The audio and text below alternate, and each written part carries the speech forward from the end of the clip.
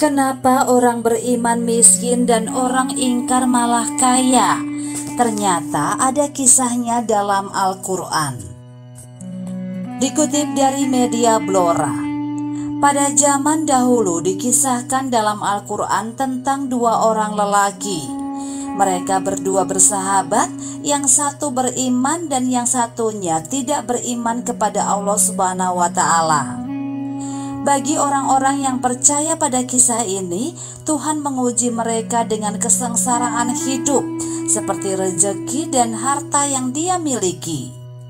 Namun Allah memberinya nikmat yang paling besar, yaitu nikmat iman, amanah, dan ridho dengan takdir Allah Subhanahu wa Ta'ala.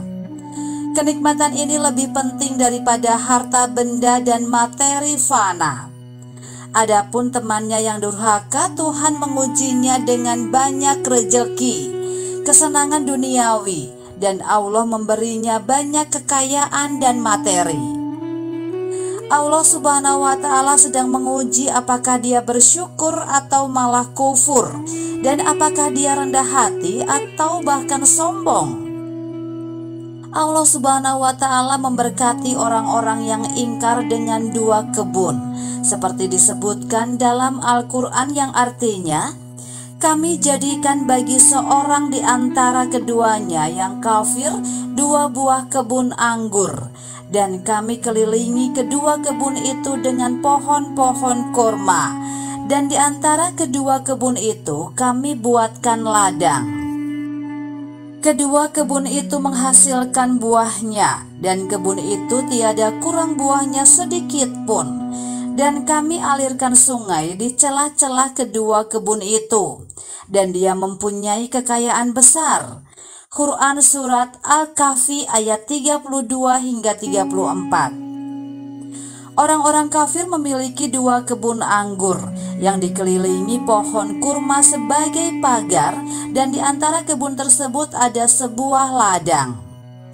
Allah mengaliri air ke kebun tersebut sehingga saat panen menghasilkan buah anggur kurma sangat melimpah. Dia pun jadi kaya atas kenikmatan yang diberikan Allah Subhanahu wa Ta'ala.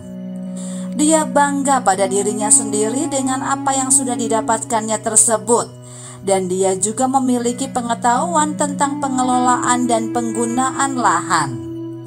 Dia mampu merawat tanaman yang sangat baik, hingga akhirnya dia bisa memanen secara maksimal. Dengan angkuh dia memasuki kebun, meskipun dia tak sadar telah menzolimi dirinya sendiri. Dia mengabaikan rahmat Tuhannya dan sombong terhadap orang lain. Maka dia berkata kepada kawannya yang mukmin ketika bercakap-cakap dengan dia, hartaku lebih banyak daripada hartamu, dan pengikut-pengikutku lebih kuat. Quran Surat Al-Kahfi 1 ayat 34. Tidak hanya itu, kenikmatan kekayaan dan apa yang didapatkannya tersebut membuatnya lupa bahwa semua itu hanya titipan. Dan dia memasuki kebunnya sedang dia zolim terhadap dirinya sendiri, dan dia berkata, aku kira kebun ini tidak akan binasa selama-lamanya. Quran Surat Al-Kahfi 1 ayat 35. Kekayaan dan harta benda yang dimilikinya benar-benar mencekiknya. Surat Al-Kahfi adalah surat Al-Quran yang berisi kisah-kisah hikmah, dan itu terlihat di sebagian besar ayat tersebut.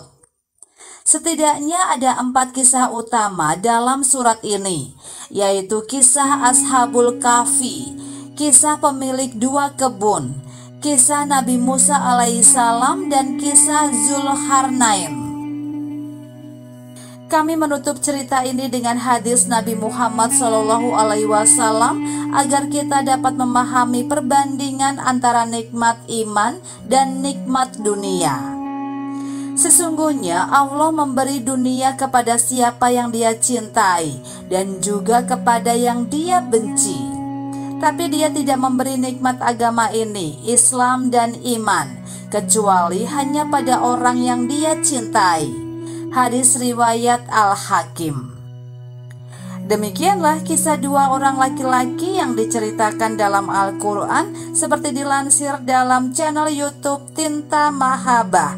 Semoga kita dapat mengambil pelajaran dari kisah tersebut.